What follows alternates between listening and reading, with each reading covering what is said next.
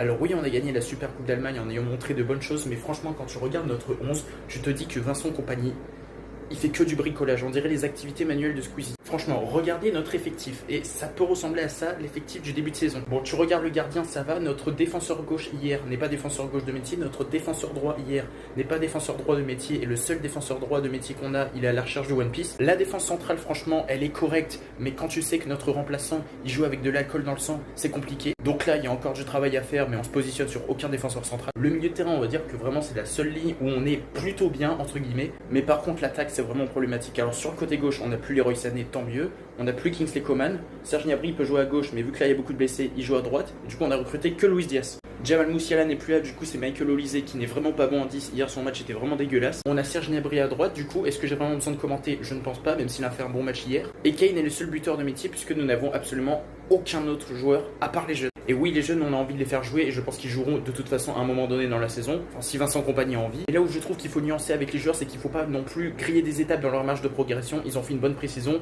ça va venir petit à petit évidemment. Et c'est même pas moi qui en fais des caisses puisque même notre buteur se rend compte de la situation. Il suffit de lire la déclaration. Donc le mercato se termine littéralement dans 15 jours. Il nous faut encore un défenseur central, un défenseur 3, 2 attaquants. C'est magnifique. On s'est quand même pris des vents par tous les ailiers gauche de la planète. Heureusement, il y en a un qui est venu quand même en le surpayant, faut pas l'oublier. Et pour Voltema 2, j'ai l'impression qu'il faut mettre un flingue sur la tempe des dirigeants de Stuttgart pour qu'ils nous le lâchent parce que c'est clairement impossible de l'avoir. Enfin bref, encore une fois, il y a du boulot. Même les joueurs le disent. Donc vraiment, il faut faire quelque chose.